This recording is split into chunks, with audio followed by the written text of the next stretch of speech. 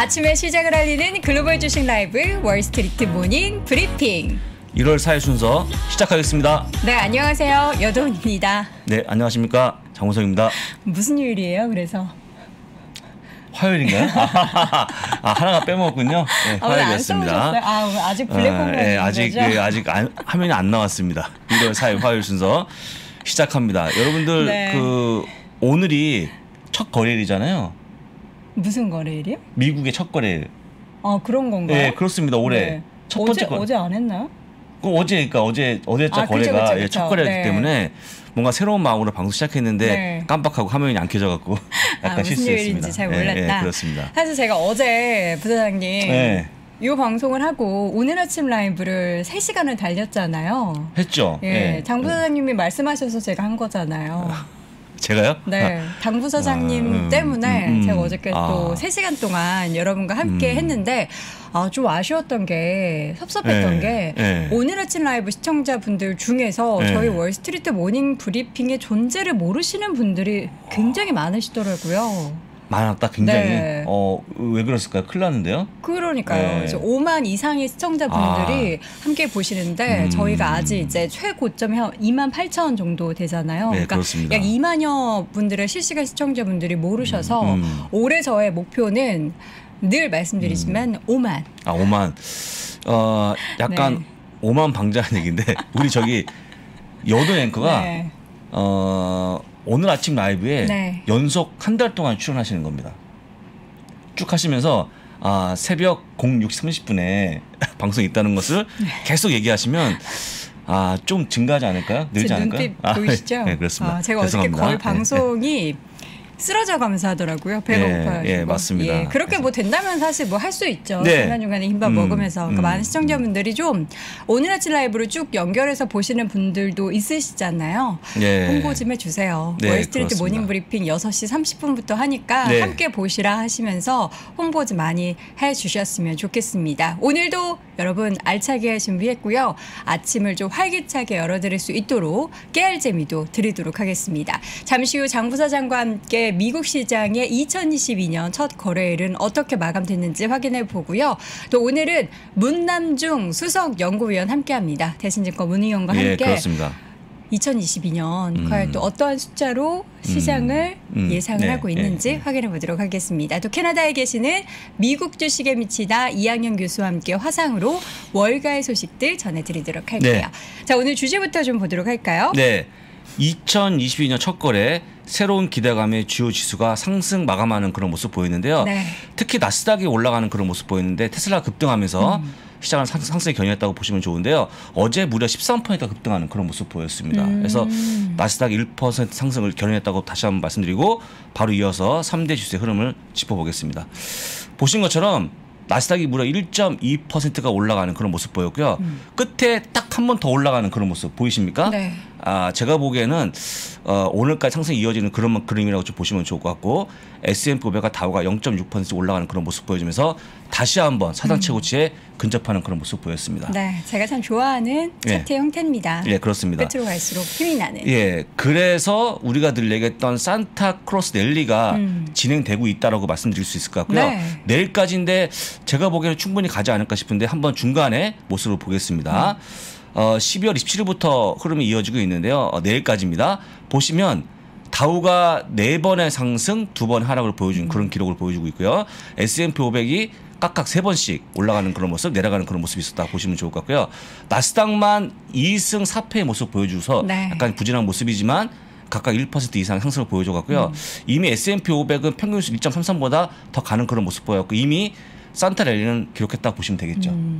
나스닥이 뒷심을 좀 발휘하고 있는 것 같아요. 예, 그렇습니다. 그래서 1% 상승이 쉬운 거 아닌데요. 늘 얘기합니다만 우리가 흔히 얘기하는 통계가 거의 맞는다라고 보시면 좋을 것 같고 지금 보시는 것처럼 글쎄요. 오늘까지 이어질지 모르겠습니다만 오늘 만약에 큰 폭의 하락이 없다 그러면 산타 랠리가 있는 걸로 확인됐으니까 참고하시면 좋을 것 같습니다. 네. 근데 이거 다음 차트 10년 만기 국채 수익률이 오랜만에 급등하는 그런 모습 보였습니다. 네. 왜냐하면 일단은 오미크론이 그렇게 크게 문제가 되지 않는다라는 그런 좀 이슈가 나와주면서 올라가는 그런 모습 보였는데요. 오랜만에 1.6으로 보여주는 그런 모습 보였고 하다 보니까 금융주가 올라가는 그런 모습 보이는데요. JP모건 체이스가 2% 올라가는 그런 모습 보였고요. 제가 좋아하는 뱅크 어메리카도 3% 상승을 보여주면서 다시 한번 약간 잠잠했던 금융주가 꿈틀했다고 보시면 좋을 것 같습니다. 네, 올해는 어떻게 10년 만기 국제 수익률에 대한 전망이 어떨지 좀 잠시 후에 우리 문 의원님 또 숫자에 강하시잖아요. 그렇습니다. 올해는 할게요. 그래도 한 2%까지 가지 않을까 싶은 게 전망이니까요. 네. 꾸준히 보시면 좋을 것 같고요. 네. 그다음에 오늘의 사실 주인공입니다. 히로인. 예, 네. 히로인이죠. 슬라. 예, 히로라고 그러나요? 뭐라고 그러죠? 히로인이라고 하지 않나요? 히어로. 히로인? 예, 히어로, 영어니까 히어로. 뭐 히어로라고 예. 하죠. 그런데 솔직한 얘기로 테슬라가 다시 한번 올라가는 그런 모습 보였는데 네. 솔직히 테슬라가 뭐가 혁신이 됐든 간에 차를 인도하지 못하면 문제가 커지는데 그쵸. 보시는 것처럼 계속 꾸준히 증가하는 그런 모습 보였고요. 네.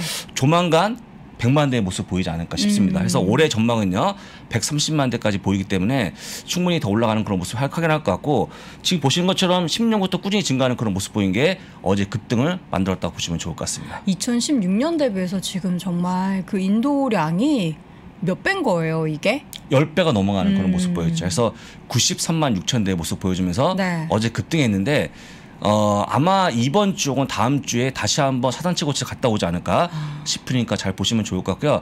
국내에 가장 많이 보유한 종목이 테슬라 아니겠습니까? 그쵸. 기분 좋게 오늘 한번 말씀드렸습니다. 네, 참고하시면 좋을 것 같고요. 다음 종목 이슈는 애플입니다. 드디어 3조 달러를 찍고 내려왔습니다. 장중에 돌파했다는 거죠. 그렇습니다. 시가총액. 원래 182.86달러가 3달러의 모습 보여주고 있는데 오늘 종가는 181.01로 끝나면서 네. 약간 깨지는 그런 모습 보였지만 사실은 3조 달러가 한 번에 갈 수 있는 게 아니기 때문에 오늘 한번 쳐주고 내일부터 반등하는 그런 모습 보여주면서 안착하지 않을까 싶으니까요. 이것도 잘 보시면 좋을 것 같고요.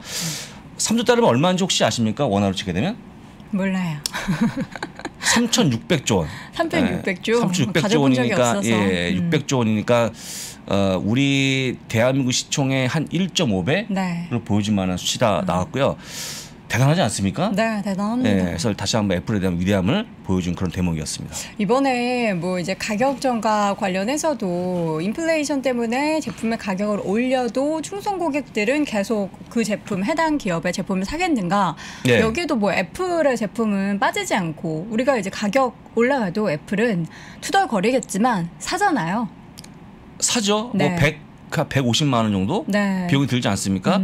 이거가 없으면 다음에 사겠지 이렇게 하면서 안 사죠. 그쵸. 근데 솔직한 얘기로 제가 지난번에 한번 IFC본에 갔었는데 네. 애플 스토어? 예약을 하고 갑니다. 예약을 하고. 아, 애플 스토어 예약 오프라인으로 못 가나요? 내 돈 내산데 네. 내가 사는데 줄을 서서 기다려야 돼요. 그쵸. 그래서 100 몇십만 원을 결제하는 네. 진짜 봤거든요. 대단하다고 말씀드릴 수 있을 것 같고 지금은 솔직한 얘기해서 뭐 아이폰을 바꾸는 거는 기능 때문에 바꾸는 거 아니겠습니까? 해서 올해까지 그런 모습이 나오지 않을까 싶어서 네. 다시 한번 보여드렸다고 보시면 좋을 것 같고요. 네. 다음 경우 그 다음에 여러분도 한번 좀 고민해 볼 만한 부분을 보여드릴 건데 그 미국의 항공업체들이 네. 항공기가 보통 신호가 막 움직이고 있는데 5G에 대해서 아직까지 이게 잘 작동 안 한답니다. 미국은 네. 인프라가 아직 좀 덜 깔린 네, 그렇습니다. 하다 보니까 지금 이제 우리 미국에 있는 교통부 장관인데 이름이 네. PT 부티지지입니다. 이분이 부티나는 분인가요? 부티지지인데 이분께서 부티를 지지한다. 그 사실은 5G에 대한 연기를 네. 사실 호소했는데요. AT&T 버라이즌 쪽에 좀 늦게 하자라고 했는데 이들이 거부하는 그런 모습 보였습니다. 통신사 입장에서는 연기를 네. 할 이유가 없죠. 사실 미국 정부 입장에서는 안전이 우선이고 기업 입장에서는 이익이 우선 아닙니까? 통신 교통부 장관은 이제 안정화 될 안정 때까지는 때문에 좀 연기시키자 했는데 AT&T 버라이즌이 무슨 말이냐 해야지 해서 지금 이제 거부하는 그런 모습 보여줬고 오늘 약간 주가 올라가는 그런 모습 보였는데 네. 제가 보기에 만약에 AT&T 버라이즌이 끝까지 이 일정 지연을 거부하면 올해는 총 35만 건에 달하는 항공편이 취소될 수 있을 것 같다. 그런 내용이 나왔습니다. 해서 좀 어려워지고 있는 그런 모습을 보여줬는데 제가 보기에는 제가 지금까지 봐왔던 미국 기업들의 모습을 보게 되면 절대 거부하지 않습니다. 그쵸. 거부하겠죠. 그러니까 동의하지 않습니다.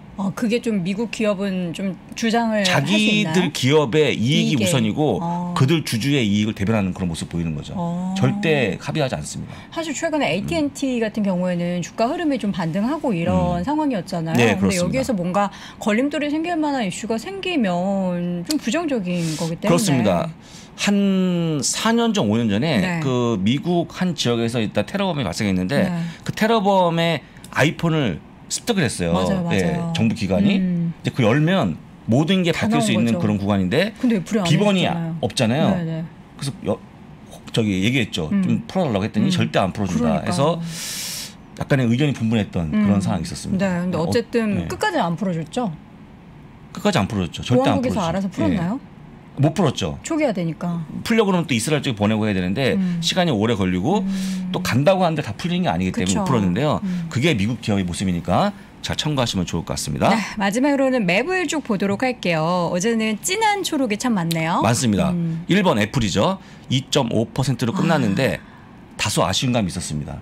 뭐 예. 아쉬워서 저는 애플 주주라면 너무 행복했을 것 같아요. 애플 없습니까? 주주 아닙니까? 저는 이제 ETF 보유하고 있는 것 중에 하나 조금 포함되어 있겠죠. 근데 뭐 개별 종목을 안 하기 때문에. 네. 아, 그렇군요. 네. 1번은 애플이었고요. 2번이 엔비디아를 비롯한 반도체 업종인데 반도체 업종의 대다수 종목들이 어제 탑픽으로 제시가 되는 그런 모습 보여주면서 주가가 올라갔다고 보시면 좋을 것 같고요. 특히 AMD, 엔비디아 등이 4%. 많이 올라가는 그런 모습 보였습니다. 그다음에 3번은 아마존과 테슬라인데 테슬라가 13.53% 이거 주간 단위 기준 아니고 일간인 아닙니다. 거죠? 하루치죠. 와. 올라가는 그런 모습 보였고 아마존도 올라가는 그런 모습 보였는데 더 실 거냐 이제 올라가지 않겠냐는 기대감이 깔려 있다고 보시면 좋을 것 같고요. 대단하네요. 테슬라 옆에 있는 거 혹시 보이십니까? GM과 포드인데 같이 다루죠? 올라가는 그런 모습. 어제는 전기차 날이었다고 좀 보시면 좋을 것 같습니다. 네. 4번 아까 얘기한 것처럼 버레전과 그렇죠? AT&T가 올라가는 그런 모습 보였고요. 옆에 있는 ATVI라고 하는 네. 액티비전 블리자드가 보이시죠? 1%대. 예, 액티비전 블리자드가 한 달 동안 총 20일 중에서 5일 빼고 다 올라갔습니다. 오, 엄청 많이 사실 17일 계속 올라갔죠. 지지부진했는데. 예, 하다가 올라가는 그런 모습 보여줘갖고 반등세가 무섭다고 좀 보시면 좋을 것 같고 그 다음에 5번이 어제 얘기했던 올라가는 그런 모습 확인했던 거 금융주가 올라갔다고 보시면 좋을 것 같습니다. 어제 카드사들도 주가가 같이 올라갔습니다. 좋았네요. 그래서 어제 금융주에 속해 있던 모든 게 올라갔기 때문에 웬만한 게 다 올라갔다고 보시면 좋을 것 같고요. 네. 6번은 뭐 파이자 같은 기업들 모더나가 속해 있는 헬스케어 업종인데 이게 오미크론이 말이죠. 점점 잊혀집니다 지금. 아니 근데 네. 이제 우리나라에서는 어제 오미크론 첫 사망자가 발생을 네, 맞습니다. 했어요. 예, 근데 예. 이제 두 분인가 한 분이었는데 두 분 모두 이제 요양병원에 계셨던 분들이라서 기저질환이 좀 심했던 환자의 맞습니다. 사망으로 저 보도가 된 걸 봤습니다. 그래서 일단은 뭐 오미크론이 아직까지는 뭐 확실한 데이터가 없지만 네. 어쨌거나 중요한 건 뭐냐면 중증이 낮다라는 많이 거고. 줄어들었다. 예, 그래서 일단은 크게 두려워하지 않는 모습 보이다 보니까 어제는 기사가 하나도 안 나왔어요. 오미크론 예, 관련해서요? 그래서 그냥 편하게 좀 볼 수 있지 않을까 싶어서 네. 보여드렸고요. 마지막으로 7번을 볼 건데 제가 어젯밤에 글로벌 라이브 시간에 호소한 대목이 있습니다. 봤습니다. 예, 어제 예. 금융과 에너지는 꼭 가져가는 제발 말씀드렸는데 오래 가져가셔라. 제발 가져가라고 말씀드렸는데 솔직한 얘기로 다른 건 이유가 없습니다. 내가 뭐 잘 모르겠다, 관심이 없다가 중요한 게 아니고 이들 업종이 없으면 올해는 약간 소원할 수 있습니다. 해서 가져가면 좋은데 마침 어제 또 급등하는 그런 모습 보여줬고요. 많은 분들이 유가가 올라가서 급등한 거 아니 말씀하시지만 유가는 소폭 올라가는 그런 모습 보였습니다. 중요한 그게 아니고 오미크론이 완화가 되면서 다시 한번 에너지에 대한 수요가 급증하지 않을까 기대감이 나와주면서 올라가는 그런 모습 보였다고 보시면 좋을 것 같습니다. 네. 그래서 제가 말씀을 드립니다만 특히 에너지와 금융은요 올해 없으면 정말 안 됩니다. 아니 사실 금융은 뭐 그렇다 손 칠 수 있어요. 금융은 사실 뭐 작년에 엄청 많이 퍼포먼스가 크지 않았지만 근데 에너지 같은 경우는 어제 저희가 보여드렸던 차트 중에서 오일 가격이 55% 이상 상승을 했고 맞습니다. 그에 이제 못지않게 에너지 관련된 종목들도 엄청 많이 올랐잖아요. 많이 올랐죠. 그렇기 때문에 좀 두려워하시는 분들 사실 굉장히 많거든요. 그 두려워하시는 분들은 실적을 다시 한번 보시면 될 것 같고 그다음에 네. 차트를 보시면 많이 올랐지만 사상 최고치는 아닙니다. 오. 아닙니다. 그래서 네. 아직까지 올라갈 수 있는 폭이 더 크기 때문에 한번 간략하게 보시면 좋을 것 같고요. 더욱더 두려우신 분들은 네. 개별 종목보다는 XL2라고 하는 ETF로 ETF를 가져가면 어떨까까지 말씀을 드려보도록 하겠습니다. 네, 알겠습니다. 이렇게 웹을 통해서 어제 시장 방금 전에 마감된 미국 시장 정리해봤고요. 잠시 후에는 대신증권 문남중 수석연구위원과 함께 돌아오겠습니다. 앞서 출간된 우리의 불행은 당연하지 않습니다를 통해 압도적인 통찰력으로 대한민국을 뒤흔들었던 중앙대학교 김누리 교수 정치사회 비평 신간. 세계가 놀란 정치민주화, 경제성장, 문화발전을 이루었음에도 왜 우리는 점점 더 사회적 지옥을 향해 가고 있는가. 환멸의 시대를 넘어 이제 거대한 전원을 감행하자는 날카로운 메시지. 우리에겐 절망할 권리가 없다. 지금 바로 전국 서점과 인터넷에서 만나보세요. 해냄 출판사. 백브리핑, 컴퍼니 백브리핑. 해외 유명인들도 보고 있다는 사실 알고 계십니까? 지금이라도 이 채널을 알게 된 우리가 이 시대의 위너입니다. 기준금리를 언제 얼마나 올릴지는 백브리핑의 방송 내용을 참고해서 결정해야 할 것 같습니다. 평소에 백브리핑 자주 보시죠? 네, 가급적 라이브로 보려고 알람도 설정해뒀어요. 우리 테슬라는 백브리핑 뿐이에요. 또 백브리핑 구독하고 화성 갈 거니까. 내 기업의 속사정을 알려주는 5시 정각 컴퍼니 백브리핑. 7시 30분 오리지널 백브리핑 잘 기억하시고요. 좋아요 안 누른 당신 부끄럽군요. 구독 누르세요. 유튜브에서 언더스탠딩을 검색하세요. 월스트리트 모닝 브리핑 함께하고 있습니다. 현재 시각 6시 45분 지나고 있고요. 월스트리트 모닝 브리핑은 6시 30분부터 저희 라이브로 함께하고 있습니다. 자, 이번에는 대신증권 문남중 수석연구위원 함께 만나보도록 할게요. 어서 오세요. 네, 안녕하세요. 네, 산타랠리. 네. ING 진행되고 있는 거죠? 그렇죠. 내일까지면 이제 훌륭하게 마무리되고. 잘 알고 계시네요. 하도 네. 귀에 못이 박히게 들어가지고. 네. 알고 있습니다. 연초되니까 이제 네. 1월 효과로 지금 현재 미국 증시를 해석하시려고 하시는 분들도 좀 있긴 있는데 사실 이 산타랠리가 성탄절부터 시작을 해서 새해 들어서 이 거래일까지 네. 기간이기 때문에 지금 사실 산타랠리 기간 안에 있는 거예요. 네. 아마 이제 다행히도 12월 사실 우여곡절이 많았잖아요. 사실 우리는 미국 증시가 지금 현재 모습을 좀 보이고 있다는 거를 좀 다독거리면서 잘하고 네. 있다고 칭찬을 해줘야 돼요. 12월 달 보면 오미크론이라는 변이가 출현을 했었고 네. 또 12월 FOMC 정례회의를 통해서 올해 기준금리 인상 횟수 시기가 어느 정도 될지 가늠할 수 있었던 중요한 이벤트가 있었음에도 불구하고 사실 사상 최고치를 경신하는 모습을 좀 보였기 때문에 사실 산타랠리가 왔다고 얘기하는 게 무방하지 않아요. 예. 그래서 결국 남아있는 거는 이제 1월 효과에 대한 기대가 가능할지 여부가 중요할 걸로 좀 보고 있는데요. 저는 일단 좀 두 가지 변수를 좀 고려를 해야 된다 보고 있어요. 첫 번째는 오미크론 확산세가 겨울철에 접어들었기 때문에 더 심화될 수 있는 부분들은 분명히 있습니다. 다만 바이든 대통령이 얘기했던 것처럼 부분 봉쇄 도입이 없다고 하면 사실 미국 증시에 미치는 영향은 제한될 걸로 좀 예상을 하고 있기 때문에 제가 말씀드린 변수는 크게 의미는 없다고 생각을 하고 있고요. 또 하나는 결국 1월 효과가 나타나기 위해서는 이 트리거가 있어야 되는데 제가 보기에는 지금 현재 미국 증시 내에서 좀 찾아볼 만한 변수는 결국 휴먼 인프라 투자 법안이 1월 달에 통과되는지 여부가 중요할 것 같아요. 지금 현재 상황이 이제 민주당 내 내부 분열로 인해서 교착 상태에 이제 빠져 있는 상황이긴 하는데 조 맨친 의원과 의사소통을 하면서 결국에는 지금 규모가 1조 7,500억 달러 규모가 되는데 규모를 줄여서라도 예산 조정 절차를 통해서 통과할 가능성이 상당히 높다고 보고 있기 때문에 아마 이번 달 미국 증시가 지금의 모습들 계속 유지되려고 하면 일단 휴먼 인프라 투자 법안이 좀 통과돼야 한다는 생각을 좀 하고 있어요. 혹시 만약에 그게 규모가 축소가 돼도 네. 시장에 영향이 없을까요? 그냥 뭐 통과만 되면 좋은 겁니까? 일단 저는 규모 자체가 좀 줄어들더라도 뭐 1조 7,500억 달러 그렇죠. 전후에서 그렇게 벗어나진 않을 걸로 좀 봐요. 그렇기 때문에 규모가 축소되더라도 일단 통과된 데 따른 좀 기대감이 많이 높아질 수 있다 그렇게 좀 보고 있고요. 제가 지난번에 나와서 산타랠리에 대한 좀 정의를 말씀드렸는데 오늘은 좀 1월 효과에 대한 정의를 말씀드려야 왜 규모가 축소되더라도 1월 효과가 나타날 수 있는지를 생각할 수 있을 것 같아요. 이 1월 효과라는 거는 다른 달과 다르게 이유 없이 상승률이 좀 높게 나오는 이례적인 현상을 나타내는 건데요. 보통 연초되면 보통 정부들이 이제 새로운 정책들을 꺼내들기 때문에 정책에 대한 기대감이 있고 또 새해 되면 이제 이 제시하는 이 경제 수치들이 낙관적인 기대를 반영해서 좀 높게 제시하는 부분들이 있어요.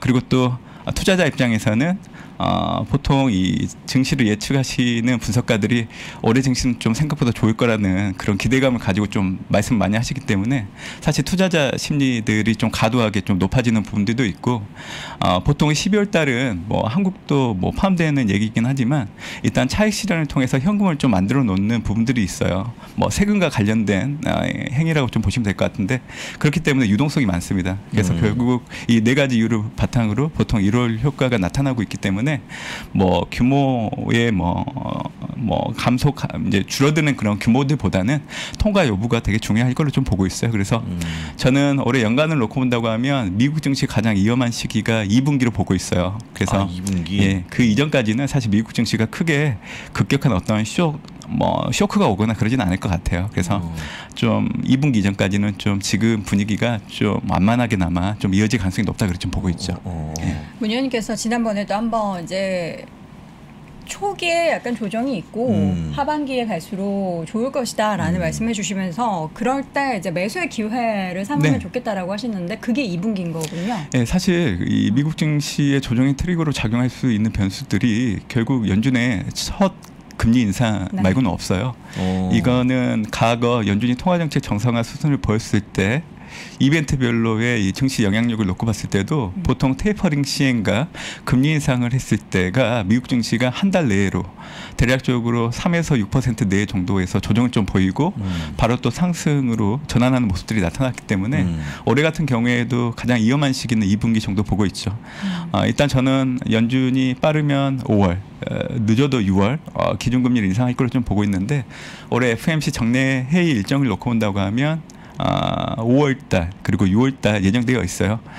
다만 물가 부담이 계속 지속된다고 하면 최근 좀 얘기가 나오고 있는 3월 인상론 가능성은 상당히 높다 보고 있기 때문에 사실 기준금리 인상 시점이 미국 증시 조정의 트리거로 좀 작용할 수 있다고 보고 있기 때문에 그 이전까지는 사실 미국 증시에 투자하는데 좀 편안한 흐름들이 계속 나타날 걸로 좀 예상을 하고 있어요. 그러면 혹시 3번이 아니고 4번은 상관없을까요? 금리 인상? 사실 제가 작년에 연준이 올해 기준금리를 인상하는 거를 하반기 사실 이제 시점 좀 비슷하게 좀 봤었는데 2번 정도 예상을 했었어요. 그 이유는 시장의 충격을 최소화시키면서 미국 경기 회복을 좀 저해하지 않는 속도를 감안한다고 하면 일단 올해는 2번 정도가 좀 적당하지 않을까 생각을 했었는데 의외로 되게 매파적으로 그렇죠. 3회 인상이 전도표를 통해서 확인됐죠. 그리고 최근에는 4번 이상까지 나오는 걸 좀 보고 있는데 사실 횟수가 높아지게 되면 사실 증시에는 좀 불안 요인으로 작용할 여지는 있어요. 다만 이제 저는 좀 긍정적으로 좀 해석을 하는데 연준이 기준금리 인상 횟수를 그만큼 높이는 거는 지금보다는 올해 하반기 경기에 대해서 좀 낙관적으로 바라보고 있는 것 같고 또 내후년 경기 상황에 대해서 좀 호전적으로 보려고 하는 부분들이 분명 있다고 보고 있기 때문에 좀 그러지 않을까 생각을 하고 있고요. 최근에 10년물과 2년물 갭을 놓고 우리가 보통 장단기 금리차의 축소 확대 여부를 보고 있는데 최근에 축소되면서 미국 경기도나 우려에 대한 목소리가 좀 높아지는 부분들은 있어요.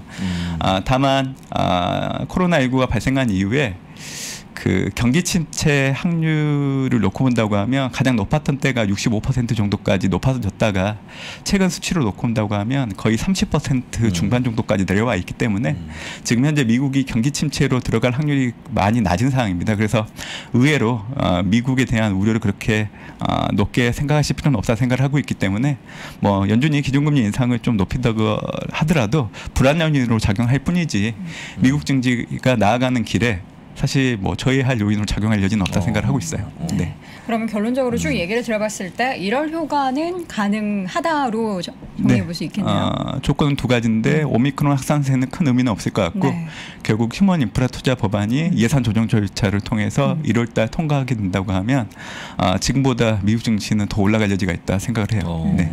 조멘치 의원. 네. 그렇죠. 멘치 양보해 주시면 좋을 것 같은데 예, 그거 하고 싶었어요. 네, 그렇습니다. 알겠습니다. 산타랠리에 이어서 1월 효과까지 기대가 되는 그리고 1분기까지는 좀 순항할 것으로 예상되는 미국 시장.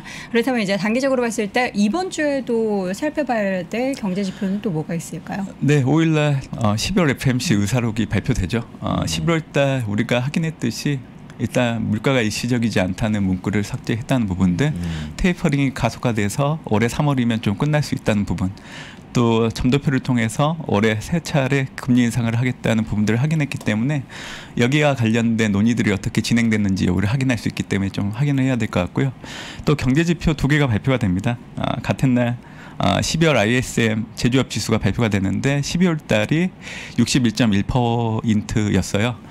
사실 12월 수치는 조금 소폭 하회할 가능성이 높은데 그 이유는 오미크론에 따른 생산 차질이 있었기 때문에 제조업 지수가 좀 낮아지는 부분들이 있을 걸로 좀 보고 있고, 또 같은 날 마켓 12월 서비스 PMI가 발표가 되는데 전달보다는 조금 떨어질 것 같아요. 그래서 사실 경제지표는 이번 주 좀 기대할 부분들은 없다는 부분들을 좀 얘기해드리고 싶고, 결국 중요한 거는 7일날 발표되는 12월 고용지표가 되게 중요할 것 같아요. 비농업 부분 고용자 수 같은 경우에는 지난 11월에 21만 건이었는데 이번에는 40만 건 전후로 나올 걸로 좀 보고 있기 때문에 수치는 반등할 걸로 좀 보고 있고, 실업률은 11월 달이 4.2%였는데 12월은 0.1%포인트 하락해서 4.1%포인트. 그러니까 어떻게 보면 지난해 3월 이후 가장 낮은 수준이라 봐주시면 될 것 같고요. 저는 이제 이 두 지표 말고 주목하는 거는 평균 임금 상승률입니다. 11월 달이 전년 동월 대비 4.8% 전후 좀 나왔기 때문에 이게 전월치를 상회하거나 예상치를 상회하는 흐름들이 나온다고 하면 아까 연준의 기준금리 인상의 시점이 좀 유연성을 가지고 좀 더 빨라지는데 영향을 줄 수 있기 때문에 지금 시장에서 거론되고 있는 3월 인상설에 대해서 더 확신을 좀 가질 필요가 있다고 보고 있어요. 지금 패드워치를 통해서는 3월 금리 인상 가능성이 거의 지난 한 달 전만 놓고 본다고 해도 거의 26%였는데 지금은 2배가량 높아진 수치까지 올라오는 상황이기 때문에 이런 걸 놓고 본다고 하면 의외로 연준이 복병이 될 수 있다 생각을 하고 있어요. 네. 그렇군요. 알겠습니다. 자, 어제 이제 테슬라의 주가가 두 자릿수 상승률을 그렇습니다. 기록했어요. 그러면 이제 올해 과연 전기차 시장의 선두 주자는 누가 될 것인가. 작년에 사실 루시드가 상승률이 엄청 커서 수익률로 놓고 따지면 1등이었잖아요. 예, 맞습니다. 그렇죠? 누가 될까요? 그때 저기 위원님께서 저기 루시드를 더 밀지 않으셨나요? 리비안이었나? 루시드는 이제 평균 연비를 고려했을 때 좀 매력적이기 때문에 제가 실제로 좀 사보고 싶은 마음이 들 정도로 좀 매력적인 차종이다 이 얘기를 좀 드렸었죠. 그런데 지금 현재 우리가 투자를 한다고 하면 이 실체가 있는지 여부가 되게 중요하잖아요. 그리고 현재 생산할 수 있는지 판매가 되고 있는지. 그래서 이런 부분들을 감안하면 뭐 테슬라, 뭐 루시드, 리비안이 있는데 올해 같은 경우에도 전기차 시장에서는 테슬라가 주도할 것 같아요. 그래서 여전히 테슬라를 중심으로 좀 보시는 게 좋을 것 같고, 제가 이제 전기차 시장에 대한 얘기 좀 드리려고 해요. 올해 같은 경우에도 지난해 대비하면 이 전기차 시장, 그러니까 글로벌 순수 전기차 시장이 연평균 58% 정도 증가할 걸로 좀 예상을 하고 있는데, 지난해 글로벌 순수 전기차가 400만 6천 대가 팔렸고요. 올해 같은 경우에는 633만 대 정도 팔릴 걸로 좀 예상이 되고 있어요. 그러니까 이제 전기차 시장의 파이가 커지고 있는 상황이죠. 그렇기 때문에 사실 여전히 테슬라가 2020년 743% 올랐고 지난해 70% 올랐고 올해도 2020년이 좀 이례적이긴 했어요. 연간 수익률은 제가 보기에는 좀 떨어질 것 같지만 여전히 뭐 높게 나올 것 같아요. 그 이유는 전기차 시장이 커지기 때문에 그러는 것 같고요. 아마 이제 전기차 시장 그리고 미국 증시 내에서도 전기차가 하도가 될 걸로 좀 보고 있는데, 어떻게 보면 이슈 트래커는 테슬라가 될 걸로 좀 그렇게 좀 보고 있습니다. 제가 이렇게 얘기해드리고 있는 거는 결국 이 테슬라 차종에 들어가는 배터리 얘기를 좀 해야 될 것 같아요. 지금 현재는 뭐 2170 배터리 셀이 지금 테슬라 차종에 들어가고 있는데, 올해 같은 경우에는 이제 4680 배터리 셀도 교체가 됩니다. 좀 크기는 커지고 배터리 효율이 좀 커질 걸로 좀 보고 있는데, 설계 혁신을 통해서 경쟁사가 따라올 수 없을 정도로 배터리 성능을 높여놨기 때문에 원가 절감을 통한 수익성 개선이 올해 확연하게 나타날 걸로 좀 보고 있기 때문에 이 부분은 좀 중요하게 봐야 된다고 생각을 하고 있고요. 작년에 테슬라가 지금 90만 대 이상 판매고를 올렸었는데 올해 같은 경우에는 텍사스, 베를린 기가팩토리의 생산량이 확충되고 있기 때문에 연간으로 놓고 온다고 하면 170만 대 정도 판매를 할 것 같습니다. 누적으로 따지면 거의 345만 대 수준이기 때문에 사실 뭐 경쟁 업체라고 할 수 있는 뭐 루시드, 리비안하고 비교를 해보면 사실 차별이 상대가 안 되죠. 생산력을 놓고 온다고 하더라도. 시작했으니까, 맞습니다. 그래서 이제 이런 것들을 감안하면 테슬라가 여전히 주도할 수밖에 없다 생각을 하고 있고요. 또 하나는 이제 도조 프로젝트가 현실화가 된다는 거죠. 지금 경쟁사 대비 테슬라의 강점으로 좀 볼 수 있는 게 어떻게 보면 머신러신에 기반한 자율주행과 관련된 게 지금 현재 이제 테슬라 차종에 적용이 되고 있는데 이게 한층 업그레이드 돼서 올해 또 적용된다고 하니까 이런 것들을 감안한다고 하면 올해 전기차 시장이 커지는 상황 하에서 테슬라가 주도하고 루시드나 리비안 같은 경우에는 뒤따라가는 모습들이 나타날 걸로 좀 보고 있기 때문에 올해 미국 증시에서 투자의 한 길로서 전기차 역시 또 계속 봐야 된다는 생각을 좀 하고 있는 상황입니다. 이런 시장판도 이런 거는 한 4, 5년 정도 좀 흐르고 이제 리비안, 루시드 같은 회사가 얼마나 더 생산 능력을 제대로 갖추느냐 그렇죠. 그때부터 진정한 게임이 시작될 것 같아요. 혹시 GM과 포드는 어떻습니까? 기존의 내연기관 차들은? 사실 올해는 기존 업체 그리고 이제 GM과 포드가 같은 전통적인 안성차 업체들이 경쟁하는 시기가 도래한 한 5년이라 보고 있어요. 실질적으로 이제 차종을 판매하는 게 나타나고 있잖아요. 그렇기 때문에 사실 그런 기대감 때문에 작년에 사실 테슬라와 같은 업체들 주가 대비해서 포드, GM 주가도 상당히 많이 올랐잖아요. 많이 올랐습니다. 올해도 비슷하게 올라갈 여지는 있다고 봐요. 다만 이 전기차를 생산하는 데 필요한 핵심 기술을 놓고 본다고 하면 아직까지는 테슬라 대비 GM과 포드가 열심히 뒤쫓아와야 되는 상황이기 때문에 뭐 시장에서 하두는 당연히 테슬라가 될 걸로 좀 보고 있고 그러한 격차를 빠르게 좁혀나가고 있는 모습들에 대해서는 시장에서 박수를 좀 보낼 가능성이 높기 때문에 사실 전통적인 내연 기관 업체들도 동일하게 좀 긍정적으로 봐야 되는 부분들은 있다고 보고 있는 상황입니다. 네.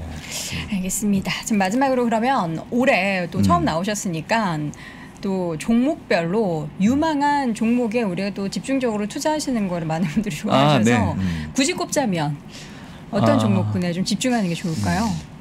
저는 올해 이 투자자분들이 투자를 할 때 좀 농부가 되셨으면 하는 바람을 갖고 있어요. 예. 벼농사를 짓는. 씨앗을 뿌리고. 맞습니다. 예. 가을에 추수를 할 수 있는. 제가 이 얘기를 해드린 이유는 2020년 3월 이후 그리고 작년까지 나타났던 일방적인 상승 흐름들이 올해는 나타나기 어렵다는 얘기예요. 그래서 미국 증시를 놓고 본다고 하더라도 작년보다는 올해 투자 난이도가 많이 높아질 걸로 얘기를 드리고 있는데 특히 상반기가 변동성이 좀 커질 여지가 있어요. 그래서 사실 상반기 때는 좋은 종목을 담는 시기라고 보시면 돼요. 그러니까 이제 벼농사를 짓는다고 하면 봄에 씨앗을 뿌리는 행위라고 보시면 돼요. 그리고 봄, 여름, 가을 때 우리가 수확을 하잖아요. 그래서 올해 상반기 때 씨앗을 뿌리면 올해 하반기 때부터 결실을 맺을 수 있기 때문에 저는 이제 미국 주식에 투자를 할 때도 동일한 좀 어떤 투자의 철학을 갖고 좀 투자를 하시면 좋겠다는 생각을 하고 있고요. 제가 지난번에 나왔을 때는 ETF를 통해서 말씀드렸죠.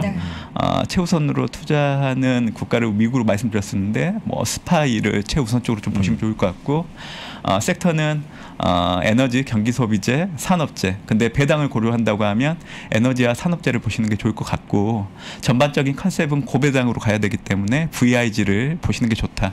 그리고 테마로 놓고 본다고 하면 ESG 그리고 이제 메타버스, 전기차, 우주항공 이렇게 보시면 좋겠다고 얘기를 해드렸었는데 저는 이제 미국 주식에 선택을 하신다고 하면 당연히 마갓 중심으로 좀 보시는 게 좋다는 생각을 해요. 보통 이 마갓에 편입된 종목들은 이 지금 주도하고 있는 산업이 겹치지가 않아요. MS 같은 경우에는 클라우드 부분에서 강점을 좀 보이고 있고 애플은 전통적으로 IT 하드웨어. 근데 이제 메타버스 생태계로 이 사업 범위를 확장하게 된다고 하면 에어러브를 포함한 이런 기기들에 대한 수요들이 사실 애플 쪽으로 좀 모아질 여지가 있기 때문에 애플에 대한 관심을 좀 줘야 된다는 생각을 하고 있고 또 이제 구글의 모회사인 알파벳 같은 경우에도 사실 뭐 이런 검색 플랫폼을 비롯한 부분에서 강점을 가지고 있는 게 있고 아마존 같은 경우에는 전자상거래 그리고 이제 테슬라는 전기차 그러니까 사업 부분들이 겹치지 않고 또 미래 산업에 들어가는 분야이기 때문에 저는 사실 미국 주식에 투자하신다고 하면 이 5개 기업만 투자를 하셔도 사실 크게 다른 기업들을 굳이 막 찾아가면서 투자하실 필요는 없다는 생각을 해요. 마이크로소프트는 사실 인도 오피스와 같은 현금을 창출해내는 캐시카우가 있는 상황인데 클라우드 사업이 이제 하이브리드 클라우드 사업 범위로 확장되면서 단연코 1위를 이제 이상을 좀 굳건하게 하고 있는 부분들이 강점으로 작용할 수 있다고 저는 그렇게 좀 보고 있고 애플은 메타버스 생태계를 놓고 본다고 하면 당연히 좀 꾸준히 봐야 되는 부분들이 있다고 생각을 하고 있고 알파벳 같은 경우에는 이제 유튜브라는 수익 구조가 점점 이런 기존의 어떤 매체들을 대체하는 게 빨라지는 부분들은 분명히 있다고 생각을 하고 있습니다. 그리고 아마존 같은 경우에는 전자상거래를 중점으로 하고 있지만 미래의 산업에 대한 투자를 상당히 많이 하고 있어요. 그래서 그 부분을 염두에 둘 필요가 있고 테슬라는 기술적인 부분에서 놓고 온다고 하면 전기차 시장 계속 주도할 수밖에 없기 때문에 저는 지난주 나와서 말씀드렸던 ETF 그리고 미국 주식을 놓고 온다고 하면 이 마갓 이렇게만 투자를 하신다고 해도 올해 S&P 500 지수 전체 수익률보다는 좀 높게 가지고 가실 수 있는 기회가 찾아오지 않을까 생각을 하고 있습니다. 마갓에는 메타 플랫폼이 빠져 있네요. 페이스북. 예, 특별히 뺀 이유가 있습니까? 메타버스 생태계 내에서 수혜받을 수 있는 종목으로 이제 얘기를 하라고 하면 메타 플랫폼을 제가 넣을 거예요. 근데 이제 저는 여전히 이제 메타 플랫폼 생태계에서 굳건한 이상을 지금 만들어 놓은 건 아니잖아요. 이제 막 진입을 해가지고 쌓아가고 있기 때문에 저는 사실 메타버스 관련해서는 노블록스를 더 높게 평가하고 있는 부분들이 있어요. 노블록스, 예, 뭐 유니티 같은. 네네 맞습니다. 예. 그래서 이제 메타 플랫폼이 뭐 나쁜 기업은 아니지만 좀 더 추이를 좀 지켜봐야 되는 부분들이 있고 기존에 이 페이스북이라는 플랫폼이 여전히 수익 창출을 해주고 있는 캐시카우 역할을 하고 있기 때문에 월 이용자 지표가 상승 추세로 여전히 굳건하게 나오고 있는지 여부를 좀 확인을 해야 그때서야 좀 메타 플랫폼에 대해서 좀 안정적으로 투자할 수 있다고 저는 얘기를 좀 드릴 수 있을 것 같아서 좀 얘기는 안 드리고 있죠. 네. 혹시 내부 고발 문제라든지 아니면 아이폰, iOS 상에서 좀 움직이지 못하는 그런 그런 거에 대한 문제는 생각하지 않으신가요? 미국은 뭐 다른 국가 대비 그런 내부 고발과 관련된 부분들에 대해서 좀 중시하는 국가이기 때문에 그렇죠. 사실 영향력은 좀 있지만 애플과 관련된 부분들은 제가 알기로는 좀 최근 들어서 그 부분이 좀 많이 희석화되고 됐다는 걸 좀 들었어요. 그래서 그게 뭐 메타 플랫폼 주가의 발목을 잡는 부분들은 없다고 생각을 해요. 그렇군요. 우리 시청자분들이 마갓을 모르시는 분들이 있으세요. 네. 마갓은 진짜 만드신 겁니까? 우리 제가 위원님께서 만들었으면 좋겠지만 이게 있나요? 코로나19 이후에 미국 증시 내에서 만들어진 신조어 중에 하나죠. 그래서 마갓. 이게 이제 변형을 좀 거쳤는데 지금 현재는 마갓 형태로 왔었고요. 마이크로소프트, 애플 그리고 이제 구글이긴 하는데 구글의 모회사는 알파벳이죠. 그리고 이제 아마존 그리고 테슬라 이 5개의 기업을 총칭해서 이제 마갓이라고 부르죠. 이 용어가 이제 막 나온 건 아니고요. 이제 코로나19 이후에 좀 계속 시장에서 좀 화두가 됐고 부각됐던 용어인데 제가 작년부터 이제 미국 주식을 추적하면서 보니까 작년에 이제 이런 생각이 좀 들었어요. 작년에 바이든 행정부가 들어서면서 바이든 정책 수혜를 볼 수 있는 기업들이 여러 개 있었는데 이게 1년 수익률을 놓고 보니까 수익률이 그렇게 좋진 않았어요. 일부 기업들을 제외하고. 다만 마갓이란 종목들은 여전히 항상 많이 올랐다는 그런 부담들은 있지만 매년 신고가를 경신하는 모습이 나오잖아요. 그렇죠. 결국 그런 것들을 감안하면 마갓이란 종목만 놓고 본다고 하더라도 굳이 저는 이제 미국 증시에서 어떤 다른 종목들을 찾는데 수고를 들일 필요는 없다는 생각을 해요.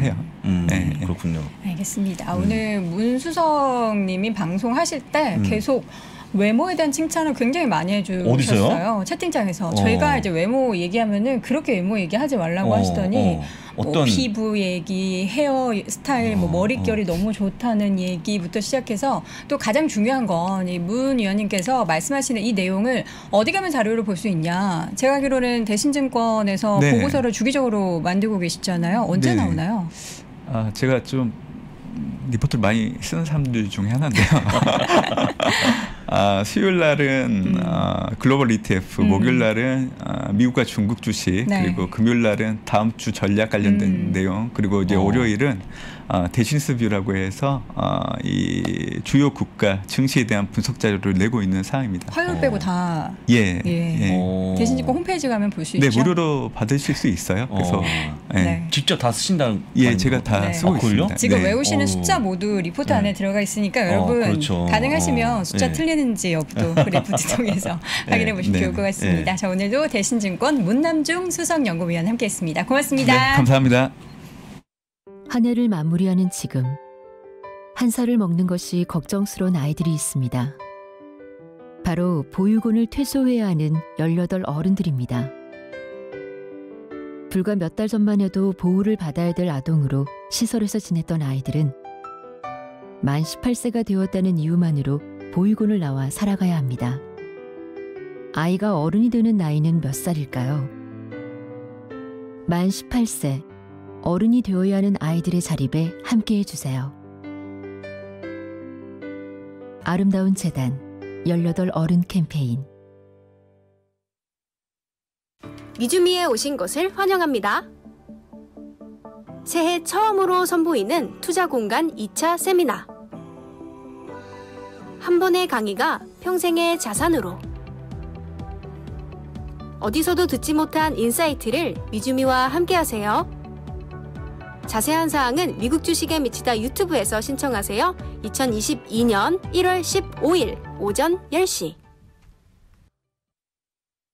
자, 얼마 남지 않았습니다. 1월 15일에 열리는 온라인 세미나, 요거 좀 프라이빗하게 진행을 하기 때문에 여러분들이 신청을 하셔야 함께 하실 수 있습니다. 자세한 신청 관련된 내용은 미국 주식에 미치다 유튜브 채널에서 확인해 보실 수 있으니까요. 이 방송 끝나고 오늘 아침 라이브 보신 뒤에 미국 주식에 미치다 유튜브 꼭 방문해 주시기 바랍니다. 자, 이번에는 캐나다 현재 계시는 미국 주식에 미치다 이양현 교수 연결해 보도록 할게요. 교수님 어서 오세요.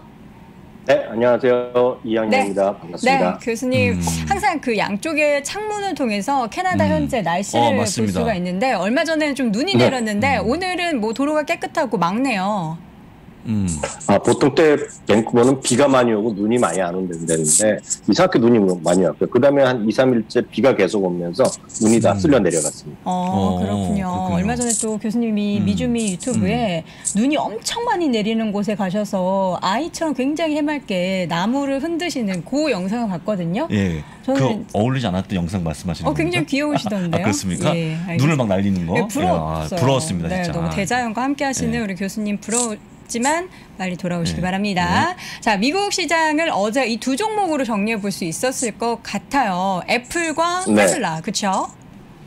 네, 맞습니다. 애플은 드디어 이제 3조 달러를 터치하고 이제 주가는 약간 내려왔지만 여하튼 3조 달러 시대를 열었다는 데 의미가 있습니다. 또 하나는 역시 애플과 더불어서 대한민국에서 압도적으로 제일 많이 갖고 있는 주식이 테슬라 아닙니까? 테슬라가 무려 13%나 급등하면서 올 한 해 이런 흐름이 계속 이어졌으면 하는 바람을 많은 분들이 가지셨을 것 같습니다. 애플은 조금 더 자세히 한번 앞서 보여드렸던 그림을 좀 확대해서 보여드리겠는데요. 2018년 8월 2일 날 1조 달러를 처음으로 넘어섰습니다. 2007년에 아이폰이 등장했고요. 여기에 뉴욕타임즈 기사인데요. 뉴욕타임즈 기사를 보면 20년 전에는 이 역시 부도날 뻔했다는 거죠.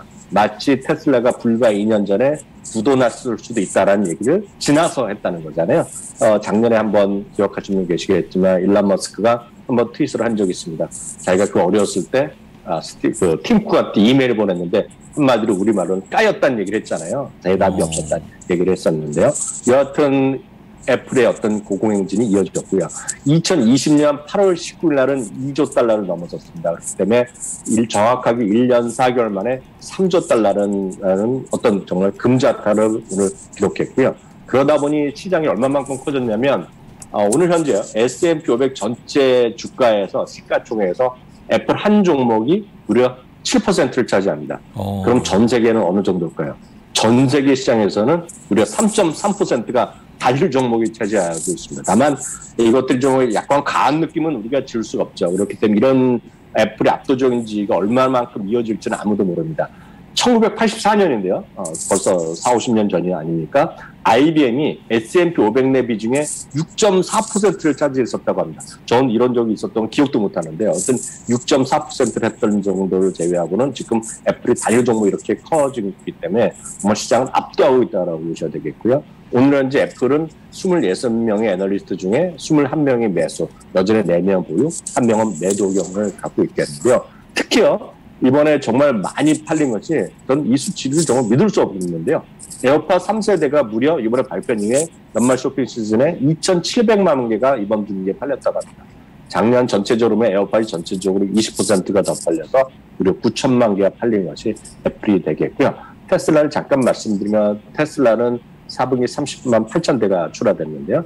전망은 26만 7천 대. 그러니까 한 분기에 이렇게 생산 목표로 훨씬 압도하기 쉽지 않은데요. 그만큼 어제도 설명 들으셨겠지만 서플라이 체인 이슈를 정말 완벽하게 컨트롤하고 있는 모습을 소위 일론 머스크는 보여줬다라고 보셔야 되겠고요. 특히 이제 많은 분들이 기대하는 것은 이제 애플의 테슬라 팔아야만 하는 주식을 거의 다 팔았다는 거 아닙니까? 그렇기 때문에 이런 소위 우리식으로 얘기하면 500의 이슈가 끝나면서 더 올라갈 수 있을까 하는 기대감을 많이 갖고 있는 것 같습니다. 다만 그런 거랑 상관없이 오늘 더 제 느낌으로 더 중요한 주식은 포드죠. 포드가 4.8% 올라가면서 소위 리만 사태 이후에 정말 어려운 시기를 겪었는데요. 그 이후에는 최고가를 보여줬고요. GM도 오늘 4.3%나 보여줬기 때문에 늘 말씀드리지만 자동차가 제대로 팔리기만 시작되면 자동차 주식은 올라가도 누가 뭐라 할 사람은 없다. 특히 지금 포드가 올라가봤자 $20 수준 아닙니까? 겨우요. GM도 올라가봤자 겨우 지금 $50 수준이기 때문에 절대적인 자체가 싼 것만은 틀림없겠다 이렇게 이해하시면 되겠습니다. 네. 교수님 오늘은 이어폰 양쪽으로 지금 착용을 하셨잖아요. 그래서 제가 봤을 때는 마이크가 이어폰 줄이 이렇게 착착착착 계속 마찰이 생기는 것 같아요. 요거 이어폰 한쪽 빼시고 이렇게 하시면 마이크 소리에서 잡음이 안 생길 것 같습니다. 네, 이렇게 한번 해보겠습니다. 예, 알겠습니다. 시킨 대로 잘하죠, 제가. 자, 그런데 지금 상황에서 사실 어제도 오미크론 관련한 이슈가 거의 뉴스로 나오지 않았다는 거를 장 부사장님께서 언급해 주셨는데 오히려 이제 리오프닝에 관련한 이슈가 더 부각이 되고 있다면서요? 네, 맞습니다. 코로나19의 확진자 수는 사상 최고를 기록했거든요. 그렇지만 증시는 리오프닝을 기대하고 있습니다. 그렇기 때문에 지금 현실과 시장에 대한 반응은 전혀 다르다라고 보셔야 되겠고요. 이미 뉴스 보신 분 계시겠지만 7일 이동 평균을 보면 40만 명대를 넘어서는 모습이거든요. 그렇지만 역설적으로 내가 주가를 하나 보여드렸는데 이게 지금 카니발이 7.1%는 올라갔습니다. 아시다시피 지난 주말에 CDC 미국에서 지금 크루즈 타지 말라고 금지를 냈잖아요. 그럼에도 불구하고 이렇게 올라가는 것은 그만큼 리오프닝에 대한 기대감이 시장을 좀 반영하고 있다라고 저는 좀 이해를 하고 있겠고요. 그것은 그만큼 시장에서 지금 경제 상황과 달리 그런 현실과 달리 10년물 금리도 지금 1.63% 수준까지 올라가 있고요. 유가도 마찬가지죠. 유가도 $76 수준까지 다시 올라가는 것이 전반적인 시장의 단적인 어떤 것을 보여주는 그 흐름이 되겠습니다. 네, 알겠습니다. 제가 이어폰 줄이 걸리는 줄 알았더니 다른 원인이 있는 것 같은데 제가 캐나다로 잠깐 날아가고 싶은 마음이 지금 굉장히 드는데 교수님 이번에는 한번 마이크를 옷깃이 안 스치는 곳으로 한번 옮겨볼까요? 뭔가 그럼 잡고 한번 얘기해볼까요? 잡고 한번. 그러네. 자, 다양한 방법으로 한번 진행을 해보죠. 또 어떤 얘기를 좀 나눠볼까요? 네, 2021년에는 27%가 올라갔는데요. 이제 금년에도 강한 상승세가 이어졌을까 하는 기대감이 있는 분이 많은데요. 한번 찾아봤습니다. 그렇게 26.89% 같이 20% 이상을 올라간 적이 어제도 말씀드렸다시피 별로 없거든요. 다우지수랑 나스닥 같이 이긴 적은 1984년, 89년, 97년, 2004년 그리고 2005년 이렇게 5번밖에 없었는데요. 그 다음에 평균은요. S&P 500이 12.6% 올라갔고요. 다우지수는 11%, 나스닥은 12.8% 올라갔습니다. 특히 이제 20% 이상 S&P 500이 연간 상승했을 경우는 총 24번인데 그 다음에 수익률은 평균 7.7%였고요. 상승 확률은 70%였습니다. 다만 이제 많은 분들이 상승 확률 70% 하면 떨어진 것도 30%가 있을 것이라고 얘기하실 텐데 1992년 이후에는요. 9번 있었는데 9번 모두 상승했기 때문에 여러분 큰 기대를 가셔도 올해도 크게 목표 눈높이만 좀 낮추신다 그러면 올해도 좀 그나마 좀 올라가지 않을까라는 기대감을 좀 갖고 있습니다. 네, 알겠습니다. 누군가 우리 방송을 방해하려는 공작이 펼쳐지고 있는 것 같아요. 교수님이 네. 이렇게 해도 저렇게 해도 자꾸 지지직 소리가 나는 게 이게 우리의 월스트리트 모닝 브리핑을 네. 방해하려는 공작이 펼쳐지는 네. 것 같습니다. 여러분 사운드 약간 좀 지지직거리는 소리가 나는 부분 좀 양해 부탁드리겠고요. 그렇다면 이제 마지막으로 좀 체크해야 될 부분이 헬스케어 관련한 부분은 지금 제가 알기로는 며칠 전부터 이 자료를 계속 준비해주고 계셨어요. 헬스케어 하면은 사실 많은 분들이 좀 기계 쪽보다는 바이오 쪽에 더 관심을 많이들 가지셨는데 어떤 그렇죠. 이야기를 또 해주실까요? 네, 맞습니다. 헬스케어 제가 섹터를 계속 준비하고 있는 이유는 그 올해 IB들이 주요한 그 IB들이 상당수 공통적으로 올해 주목할 섹터로 헬스케어를 얘기하고 있다는 것이죠. 물론 이제 에너지 섹터도 많이 있고 금융주 섹터도 많이 올해도 얘기하고 있지만 특히 헬스케어 섹터에 대한 관심을 많이들 가질 수가 있는데 문제는 헬스케어 안에 있는 주식들을 우리가 접근하기가 쉽지 않은 것이 현실입니다. 왜냐하면 제약도 마찬가지 그리고 바이오 쪽도 특히 더 우리가 어려움을 겪는 분들이 많겠고 저도 마찬가지겠고요. 의료기기 시장도 좋지만 의료기기는 전문 지식이 없는 분들은 쉽지 않거든요. 그렇기 때문에 많은 분들이 여러 가지 섹터, ETF 중 분류를 하는 것을 괜찮은 것인데요. 참고적으로 보면은요, S&P 500이 최근 5년 동안에 보면 100%, 110% 올라갈 때 헬스케어는 102%로 약간 부족한 움직임을 보여준 것이 사실이 되겠습니다. 반면에 2021년은요, 역시 S&P 500보다 약간 뒤졌어요. 23%로 지수보다 약간 뒤졌는데, 다만 올해는 여러 가지 변동성이 커지는 시장에서는 이런 것들에 대한 관심이 커질 수 있다는 것이 다수의 시각이 되겠습니다. 그러면 우리가 이제 중분류로, 그러니까 헬스케어가 전체적인 섹터에서 중분류로 보면 한 3개 내지 4개를 우리가 경우에 따라서 분류하는데요. 쉽게 하실 수 있는 것이 의료 서비스랑 보험을 함께 묶을 수 있습니다. 여기 의료 서비스는 일반 병원도 될 수 있을 것이 되겠고요. 그 안에 어떤 약국 같은 체인점도 여기에 들어가고 역시 보험 서비스, 우리나라 달리 의료보험, 민영 의료보험 서비스들이 있습니다. 대표적인 것이 여러분들이 아실 만한 것이 유나이티드 헬스그룹 이런 것들인데요. 그런 것들을 한꺼번에 살 수 있는 ETF는 IHF입니다. 그래서 US 헬스케어 프로바이더가 ETF가 되겠고요. 물론 이제 이 모든 것을 같이 갖고 가는 것은 XLV가 되겠는데요. 다음은 이제 저희도 여러 번 소개해드렸고 미국 주식이 다비다에서도 소개해드렸던 것이 의료기기입니다. 그래서 메디컬 디바이스죠. 메디컬 디바이스에서는 많은 분들이 아시는 것이 인투이티브 서지컬 같은 것들도 여러분 아실 것 같고요. 또 에드워드 라이프 사이언스 같이 심장 혈관에 들어가는 것들 그런 것도 들어가겠고요. 그리고 수많은 각종 의료 수술 장비용 그리고 테스트용 장비들 많이 아실 것 같습니다. 메디트로닉 이런 것들이 들어가는 것인데요. 그런 것들을 한꺼번에 할 수 있는 것이 IHI라는 ETF입니다. 그럼 상당히 유명한 건데 특히 소위 그런 팬데믹 시기를 지나가면서 수많은 우리나라뿐만 아니라 전 세계에서 특히 이머징 국가들이 의료 시장의 현대화에 대한 노력을 많이 하고 있다는 측면에서 보면 이 소위 XLB를 포함하는 헬스케어 시장에서 제가 봤을 때는 가장 안정적인 주가 상승을 장기적으로 했던 것이 의료기기이기 때문에 특히 우리나라에서는 의료기기 관련된 주식이 몇 개 있긴 했지만 거의 재미가 없거나 아주 조그맣습니다. 그렇기 때문에 그런 분들의 좀 관심 있는 것들은 국내에서 정말 다른 걸 찾을 것이 아니라 의료기기 시장 그리고 전 세계에서의 어떤 의료 시장의 현대화에 여러분들이 한번 관심을 가지신다면 IHI 같은 거 여러분들 한번 해보시면 좋을 것 같고요. 다음은 제약입니다. 제약은 일단 소위 바이오 같은 것들이 있겠고요. 신기술 많이 하는 것이 있겠고 또 하나는 전통적인 제약업체들이 있지 않습니까? 이런 것들이 포함된 것이 IHE라고 있는데요. 이런 것들도 좀 꾸준하게 어떤 그 단기적인 등락보다는 꾸준하게 올라갈 수 있는 것들입니다. 그래서 이 세 가지가 세 가지 아니면 네 가지 분류를 하는데 많은 분들이 쉽게 적용할 수 있는 것은 이 세 가지 ETF를 포함한 XLP 아니면 이 중분류 중에서 여러분들이 선택해서 하나 정도는 갖고 하시는 것이 오히려 괜찮지 않을까 해서 한번 설명드렸습니다. 네, 오늘 이제 마이크 소음이 계속 발생해서 일단 고르지 못한 음향에 대해서 죄송한 말씀드리고요. 교수님 이럴 때는 또 안 되면은 빼다 끼는 게 최선이거든요. 마지막으로 한번 잭을 뺐다가 다시 한번 끼고 가능 여부를 체크한 뒤 오늘 마지막 잠깐 반도체 쪽 이야기를 하면 좋을 것 같습니다. 네. 뺐다 한번 다시 껴주세요. 하셨습니까? 네.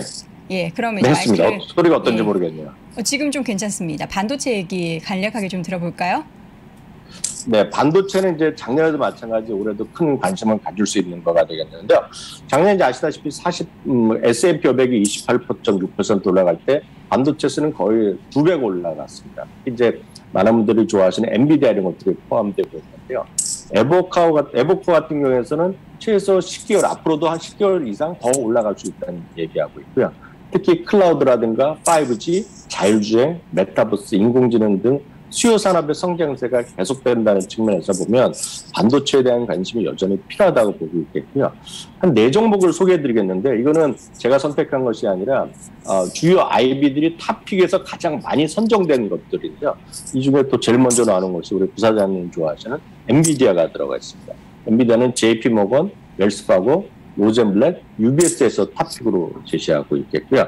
다음은 마이크론 테크놀로지입니다. 웰스파고, 골드만삭스, 로젠블랙, 에버코어에서 탑픽을 제시하고 있고요. 다음은 브로드컴인데요. 도이치방크, JP모건, 골드만삭스에서 탑픽을 제시하고 있고요.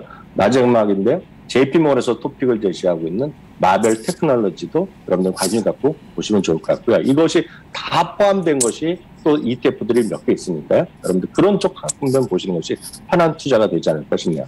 네, 알겠습니다. 오늘 이제 뭐 총체적 난국이었지만 그래도 네. 우리 교수님의 목소리 저는 잘 들렸습니다. 네. 근데 이제 약간 또 잡음이 한번 들리게 되면은 그 소리만 들려서 많이들 좀 불편하신 부분 다시 네. 한번 사과 말씀드리겠고요. 이 부분은 저희가 꼭 다시 수정을 하고 내일은 깨끗한 우리 이 교수님의 목소리를 들으실 수 있도록 준비를 하도록 하겠습니다. 캐나다 현재 계신 미국 주식인지다 이양윤 교수 함께했습니다. 교수님 고맙습니다. 네, 감사합니다. 자, 월스트리트 모닝 브리핑 함께 하셨습니다. 네, 네. 저희가 이제 벌써 끝날 시간인데. 예. 끝날 아쉬워요. 시간이 됐는데 네. 어제처럼 쭉 앉아 계십시오. 오늘도 앉아 계시면서 예. 저희 오늘은 우리 정프로님이 네. 건강한 모습으로 함께 네. 하신다고 하니까요. 여러분 잠시 후 3분 뒤에 이어지는 오늘 아침 라이브 꼭 함께 해주시기 바랍니다. 고맙습니다.